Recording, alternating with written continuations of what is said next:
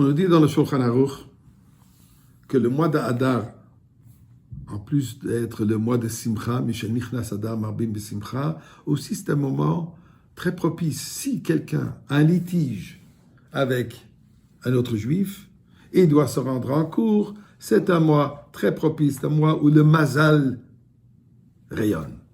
Eh bien, aujourd'hui, à l'honneur de la Iloula, du Yortzeit de mon père, Alav Shalom, Rav Chaim Aryeh ben Rav Moshe, je voudrais partager avec vous une histoire que j'ai participé, que j'ai vue durant ma jeunesse, d'un litige que mon père a initié et a dû subir. Et voici l'histoire. Mon père, un grand Talmid Chacham, qui a étudié la Gemara, le Chasse entier, 8-9 fois. Pendant plus de 50 ans, il a donné un cours de Gemara. Même durant l'Holocauste, il a donné un shiur à des Bachurim, un cours de Gemara, au point même qu'un jour, il s'avérait qu'en France, à Paris, quand il était à Paris, le rabbi lui-même était encore à cette époque à Paris, le rabbi est rentré dans la choule sur la rue de Rosier, et mon père donc était en train de donner un cours de Gemara, le rabbi s'est assis sur le banc, et malgré le fait que mon père lui a demandé que le rabbi continue le shiur, le rabbi a insisté que mon père continue à dire le shiur de Gemara, et le rabbi a écouté. Eh bien voilà, après la guerre mondiale, en revenant en Belgique, mon père a établi son affaire, une scierie de diamants. 1958 environ, je suis assis dans le bureau de mon père, je revise le Kitzur Shulchan Aruch, et si ma mémoire me sert bien, c'était exactement avant Purim, on étudiait les lois de Purim, les lois de mois d'Adar. Certainement, un des employés, Joss, pour être précis, rentre au bureau de mon père. Il est blanc comme la neige de Montréal.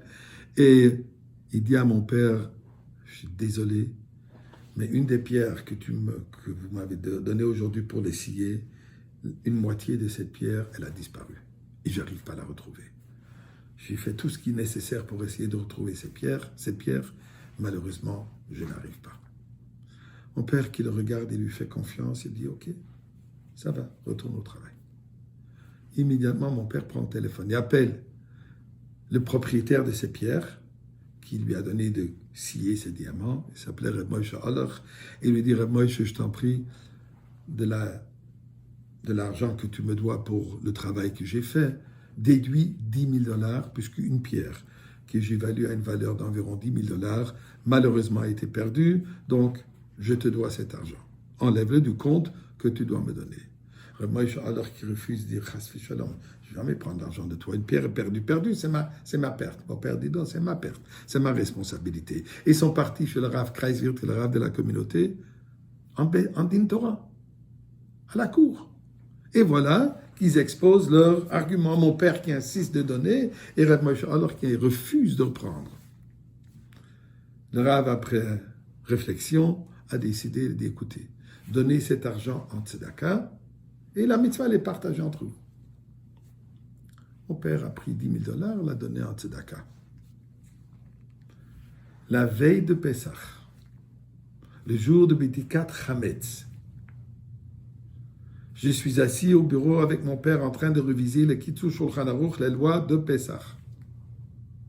Joss arrive en criant, il est excité. Meneer Silberstein, ik heb het gevonden. Mr. Silverstein, nom de mon père, I found, j'ai trouvé la pierre. Et la voilà. Oui, effectivement, c'est cette pierre.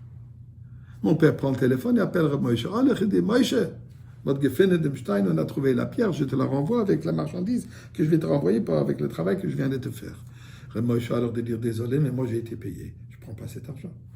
Le Rav avait dit qu'on donne un tzedaka, on se les partageait. Moi, j'ai eu la moitié de la mitzvah. Toi, tu as eu la moitié de la mitzvah. Ça ne m'appartient pas. À qui ça appartient, je ne sais pas, mais ce n'est pas à moi. Mon père qui insiste vraiment, je mets cette pierre. Hors question. Ils sont repartis au Bedin chez Rav Kreiswirt. Rav Kreiswirt les voit et dit, qu'est-ce qui se passe maintenant? Encore une perte? Il dit, non, une trouvaille. on a trouvé la pierre, et mon père insiste, ça appartient à Reb Moshe Orloch. Reb Moshe Orloch qui insiste, non, ça ne lui appartient pas. Le Rav dit, Alevaï que j'aurais que des disputes comme cela. Mais là, il a décidé, il a tranché que cette fois-ci, ils se partagent la valeur. Un a pris la pierre, l'autre a pris les $5,000, et la chose s'est arrangée. Va'achayiten elibo. Prenons leçon d'un comportement comme cela. Des juifs honnêtes, que leur vie, leurs affaires est influencée, est imprégnée par les valeurs de Torah et Mitzvot. Eh bien, nous prions à Kadosh Baruch Hu, qu'aujourd'hui même nous méritons la venue de Mashiach, et avec cela, Triat Amitim, Vikitsu Veranot Shochni Afar. Et nous allons tous célébrer ce Purim en entendant la lecture de la Megillah de Mordechai au Beth Hamikdash. Joyeux Purim.